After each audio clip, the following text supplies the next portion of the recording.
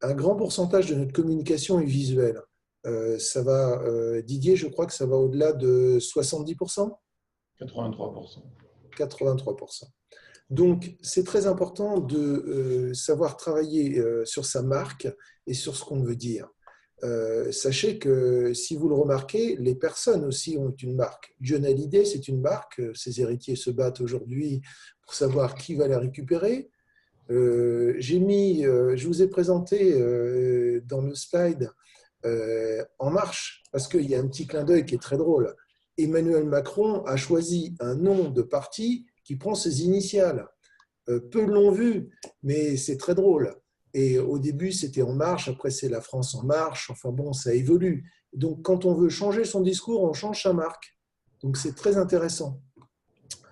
Paris, I Love Paris, c'est une marque. Et donc, la ville devient marque. Le métro est une marque.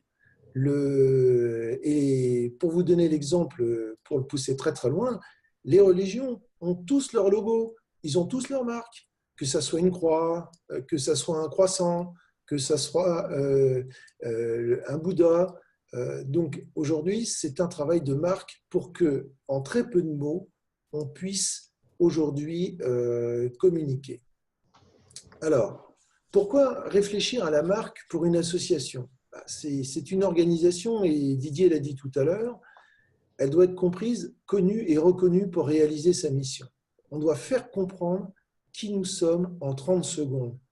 Dans une conversation, dans un post sur les réseaux sociaux, quand on va voir un partenaire, quand on est aujourd'hui créateur ou entrepreneur, quand on va voir quelqu'un et on dit « voilà, je suis accompagné par Ashop », il faut que ça soit valorisant pour lui. Il faut que ça soit valorisant pour les adhérents et aussi que tous ceux qui ne sont pas dans l'association comprennent tout de suite quel est son service. Donc aujourd'hui, Jean-Marc, petite question, c'était pas le cas avant pour Upti? Non, pas vraiment. Et comme l'a dit Didier, on parlait de travailleurs indépendants. Le mot consacré pour aujourd'hui les entrepreneurs, c'est auto-entrepreneur, c'est dirigeant d'entreprise, c'est commerçant, c'est gérant. Donc, on utilise beaucoup de mots pour dire aujourd'hui ce qu'est un entrepreneur. Parce qu'on confond souvent la forme juridique, donc travailleur indépendant est une forme juridique. Et c'est celle qui prévaut aujourd'hui juridiquement. Mais pour quelqu'un qui anime une entité économique, une entreprise, c'est entrepreneur qui est le mot, je dirais, qui emporte le plus d'adhésion. Donc, il y avait déjà un problème sémantique au sein de l'association là-dessus. Donc, tu fais bien de le soulever. Il y avait donc des problèmes de mots. Didier en a parlé tout à l'heure. Et il y avait des problèmes d'image aussi. Franchement, quand on arrivait sur le site de l'UPTI, on ne comprenait pas bien quelle différence faisait l'UPTI par rapport à beaucoup de services qui existent dans l'univers des handicapés. Alors, il fallait bien lire, s'appesantir sur le sujet pour bien comprendre cette mission qui est assez géniale, mais qui n'arrivait pas à s'exprimer vraiment. Donc, du coup, une petite question juste pour rendre aussi notre point assez interactif. Une petite question pour nos spectateurs. Répondez par le chat. Pour vous, justement, l'ancien site de l'UPTI, est-ce qu'on comprenait finalement ce que fait l'UPTI et ce que sont les entrepreneurs de l'UPTI, selon vous? N'hésitez pas à réagir par le chat. Un petit mot rapide là-dessus. Et après, tu pourras reprendre, Jean-Marc. N'hésitez pas à réagir via le chat. Pas de réaction chez nos spectateurs. Si, c'est en train de cogiter. L'ancien nom me semble assez explicite pour certains. La prochaine date, comment faire évoluer alors le terme TI? Effectivement, c'est une question. On va y venir après sur les questions. Merci. Je repasse la parole du coup à Jean-Marc. Du coup, Jean-Marc, une question maintenant.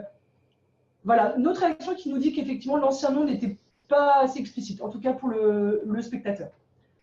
Du coup, Jean-Marc, une petite question à te poser. Aujourd'hui, comment faire vivre tout ça? Parce qu'aujourd'hui, ok, la mariée semble bien habillée, très bien. Une association, ça a besoin de vivre avec ses membres. ne faut pas s'arrêter juste à refaire un site et une marque. On est au-delà de ça. C'est juste un début. Ma question est donc, Jean-Marc, comment on fait vivre tout ça, du coup, selon toi? C'est très important de faire vivre une association, non pas avec une information descendante et de travailler l'interaction avec les membres. Ceux qui font l'association et ceux qui la font vivre, ce sont les entrepreneurs, les adhérents, ce sont les équipes de permanence, ce sont les bénévoles qui sont au service des entrepreneurs et ce sont tous les sympathisants autour qui animent l'ensemble de cette communauté. Et c'est très important d'être dans l'interactivité. Et la marque, justement, elle a fait un bon up en avant, c'est qu'elle est aujourd'hui interactive. Et ce webinaire en est la preuve. C'est-à-dire qu'on veut aujourd'hui, en ayant un discours beaucoup plus simple, beaucoup plus compréhensible, mieux se faire comprendre, mieux partager, mais d'un autre côté aussi prendre un input, prendre aujourd'hui de la part de tous ceux qui sont concernés par l'association, prendre leur avis, l'échanger, construire ensemble un projet commun. Et c'est pour ça qu'on a mis en place ce webinaire qui va être, on l'espère, à peu près mensuel ou bimestriel, en tout cas, qui permettra d'évoquer ensemble un certain nombre de sujets et de partager justement les valeurs de la marque, partager son projet, faire grandir l'association en France et j'espère donc à Paris, Lyon et la faire rayonner en France par l'échange et le partage. J'espère que j'ai été clair. Merci Jean-Marc, merci pour toutes ces explications. Et effectivement, aujourd'hui, pour nous, il s'agit vraiment d'animer cette communication, de la faire vivre et surtout que finalement, ça permette une interactivité avec l'ensemble de nos membres, quels qu'ils soient, hein, entrepreneurs, experts projets bénévoles, partenaires, sympathisants, etc. Et j'ai envie du coup de vous proposer maintenant justement de prendre le temps d'échanger autour de vos questions, les questions que ça vous soulève, ce changement de nom. Et j'ai une première question qui me vient. N'hésitez pas du coup à commencer à m'envoyer vos questions via le chat et on va prendre le temps d'y répondre. L'ancien nom me paraissait compliqué et difficile à retenir. Ça, c'est une des réactions qu'on a eues sur le chat. L'ancien cycle était compliqué, surtout pour les dyslexiques. C'est vrai que c'est un point qui est intéressant. Le site, par contre, était bien, mais ça veut dire quoi H-Up Entrepreneur? Ça veut dire quoi H-Up? Est-ce qu'on pourrait expliciter ce terme d'H-Up? Qu'est-ce que ça veut dire? On ne voit plus le mot handicapé. Pourquoi l'avoir effacé? Je ne sais pas qu'est-ce qui me prendre ce point qui me semble intéressant. On a eu d'autres réactions de ce type autour de nous. Alors, moi, Didier. Je peux prendre la parole, puisque le handicap, j'ai envie de dire, il est caché dans le H. Et il nous semblait important de regarder la personne telle qu'elle est, et non pas par des attributs d'ordre d'empêcher de faire quelque chose. Donc, la personne est d'abord entrepreneur avant d'être handicapée. Donc, c'était un peu l'idée. Pour autant, on ne voulait pas ignorer cette dimension handicap. Et donc, le H qui évolue comme ça vers le up, c'est aussi de dire aux gens qui voient cette marque et ce site, le handicap, ça peut faire monter, ça peut faire grandir les gens. Ça peut faire grandir les gens qui sont notamment autour de nous. Donc, on n'est plus dans une dimension de la personne handicapée attend et doit recevoir parce qu'elle est handicapée, elle donne et elle permet aux gens de grandir et d'évoluer avec elle. Voilà, c'était aussi l'idée du up, outre le fait que H-Up, c'est une structure qui doit aussi accompagner les personnes qui en ont besoin dans le champ du handicap. Voilà, c'était un peu tout ça. Donc, le handicap, il y a encore au travers du petit H hein, qui est resté là. Et j'ai envie de dire, pour rebondir, je sors un peu de mon rôle de Madame Loyal pour prendre celui de directrice d'H-Up Entrepreneur, pour vous dire aussi que ce qu'il ne faut pas oublier dans ce nom, c'est que c'est H-Up Entrepreneur, mais il y a une baseline. Je crois que la baseline, elle est très importante. On ne s'est pas du tout attardé dessus aujourd'hui. Handicapé sûrement, entrepreneur avant tout. Didier ou Jean-Marc ou Florence, est-ce que vous voulez nous partager un mot là-dessus, sur cette baseline? Ça me semble quand même assez important de s'y attarder. Bah pour moi, cette baseline, effectivement, elle va à l'encontre de tout ce qu'on peut effectivement imaginer, comme tu disais, handicapés, ils ont quelque chose en moins, c'est plus compliqué, c'est de se dire, au-delà de la personne et de ce qu'elle peut avoir effectivement comme handicap, c'est un entrepreneur, donc c'est quelqu'un qui va de l'avant, qui a une forme de dynamisme, qui va créer de l'emploi, voilà. Donc c'est vrai que tout d'un coup, ça permet aussi de rééquilibrer les choses et de se dire, ben voilà, on est finalement dans une France où on soutient de plus en plus l'entrepreneuriat. Et c'est de se dire, ben voilà, il y a toute forme d'entrepreneurs. Donc, je sais qu'on soutient aussi, par exemple, des entrepreneurs issus de la migration. Voilà, c'est de se dire, voilà, il y a toute forme d'entrepreneurs et on ne doit pas forcément se dire, ceux-là sont moins importants que d'autres. Au contraire, ils font partie d'un grand champ qui est l'entrepreneuriat. La grande famille des entrepreneurs, quels qu'ils soient et quelle que soit leur raison d'entreprendre.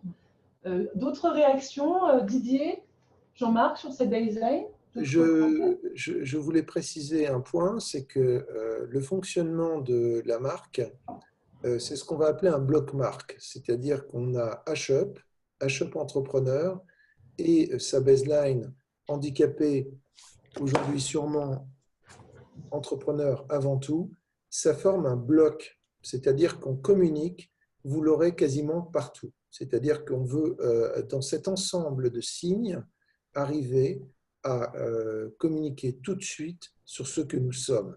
Et si vous voyez aussi, pour reprendre le mot H, enfin la lettre H et le up, il y a une flèche qui fait monter le H et qui l'emmène, le up. On est dans la progression, on est dans la réussite. Un entrepreneur, quand il s'investit, c'est pour réussir, même si c'est compliqué, mais c'est pour réussir. C'est ça notre but.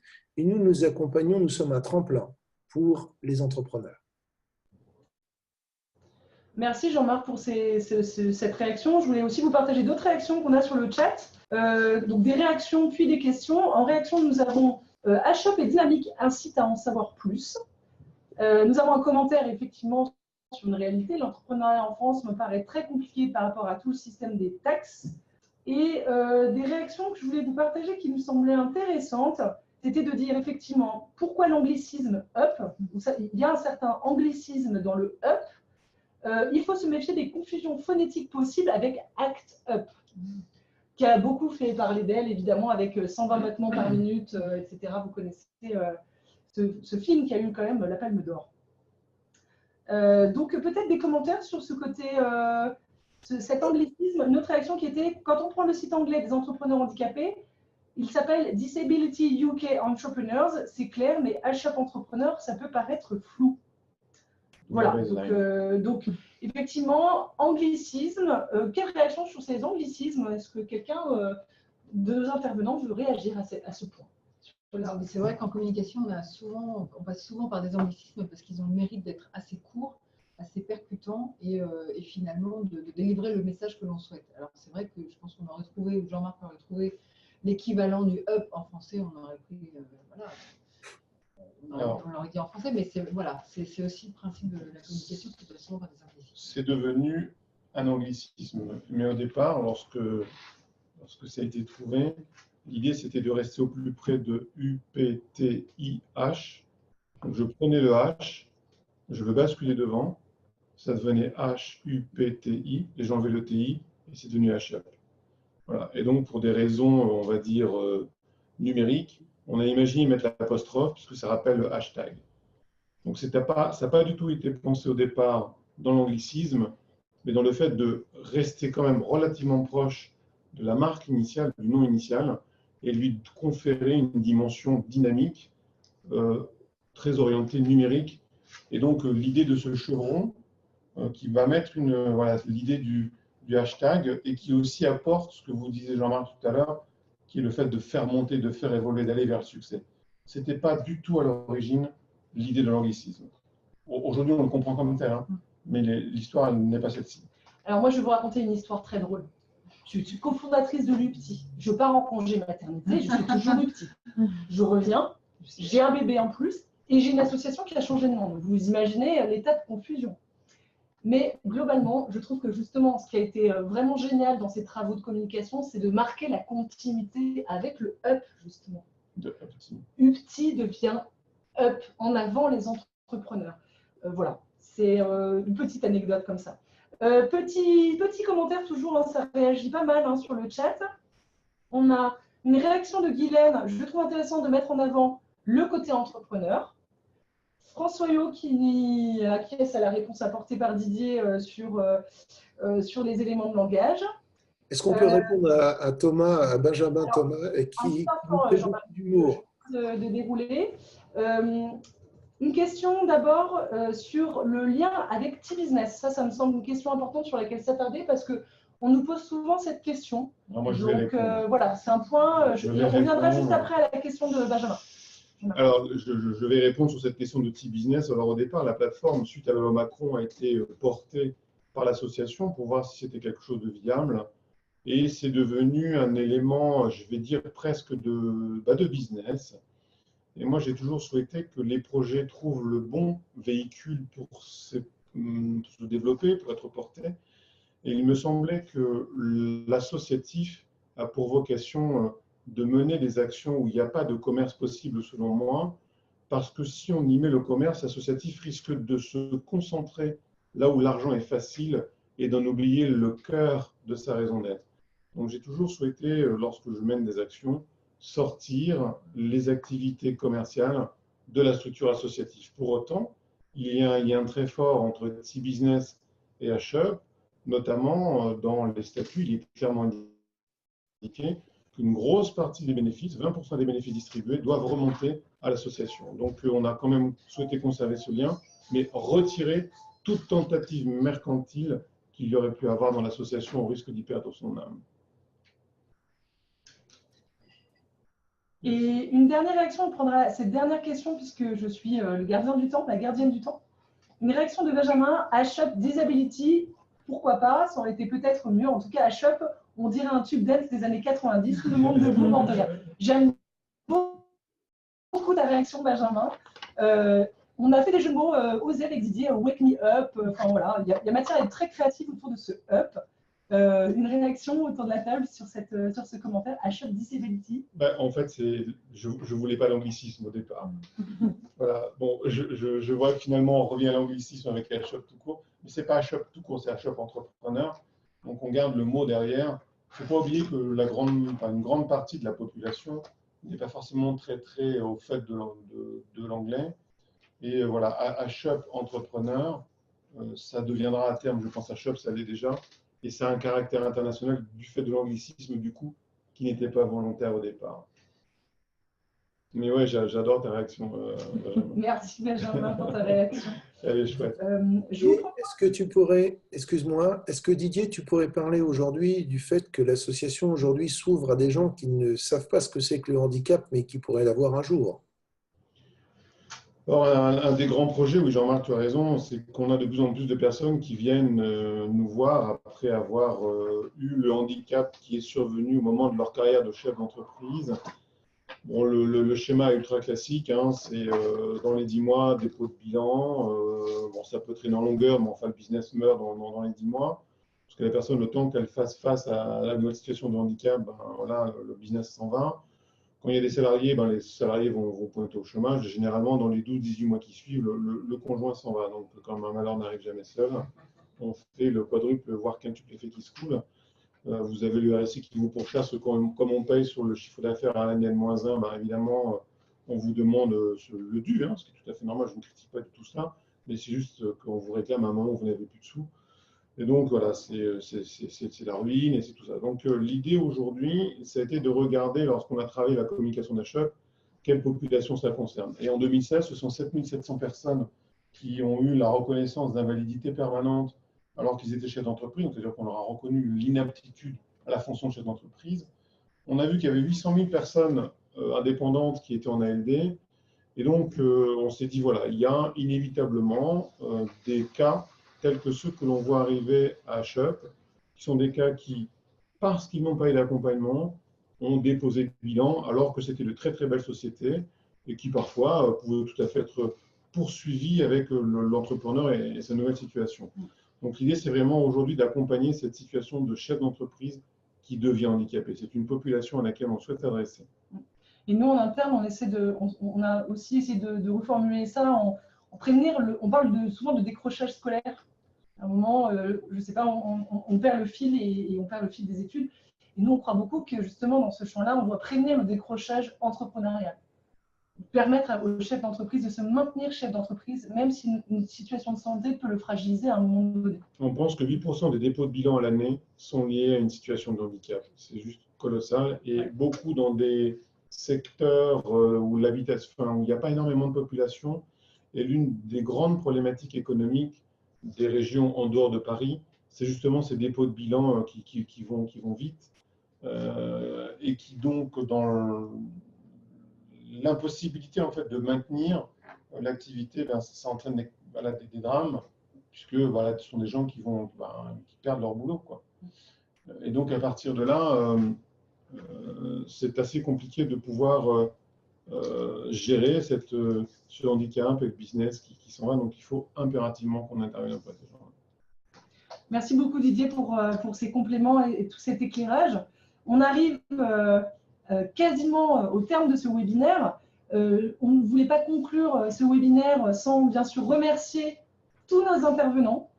Donc bien sûr Florence Casalis d'Entreprendre Plus, Didier Roche, notre président, et Jean-Marc Parise, notre partenaire sur ce sujet de la communication. Et toi-même, Pauline, pour l'avoir animé. Et moi-même, oui, je me remercie moi-même, c'est évident, je me laisse envahir de fleurs. Une dernière réaction sur les réseaux. Il y a aussi un certain nombre de salariés handicapés qui souhaitent opérer une reconversion vers l'entrepreneuriat. C'est vrai que c'est un point. Merci Orange Fauva. C'est un point qui est très intéressant qu'il faut aussi étudier. Vous avez tout à fait raison, il faut le prendre en compte. 60% des 18-29 ans, c'est une stat qui est sortie hier, déclarent vouloir monter leur boîte. Donc 60% des personnes handicapées dans cet âge-là aussi, il n'y a pas de raison. Je ne voulais pas terminer ce webinaire sans vous présenter l'équipe qui fait vivre au quotidien à Shop Entrepreneur, remettre des visages sur ses prénoms ou sur ses contacts. Donc Laura Verlac, notre chargée de mission accompagnement sur l'Île-de-France et au national, qui pilote tous nos programmes d'accompagnement. Boubacar Sonko, notre chargé de gestion administrative et comptable, et c'est votre premier point de contact d'accueil au sein d'Shop Entrepreneur, donc un contact d'importance. Anta Legras, animatrice régionale pour la région Auvergne-Rhône-Alpes, et notre partenaire Xavier Doublé, qui est chef de projet T-Business, avec lequel nous sommes amenés à interagir très très régulièrement, bien évidemment. Et moi-même, du coup, nouvelle directrice d'Shop Entrepreneur depuis le mois de janvier, même si j'étais dans les parages depuis quelques temps en tant que cofondatrice. Voilà.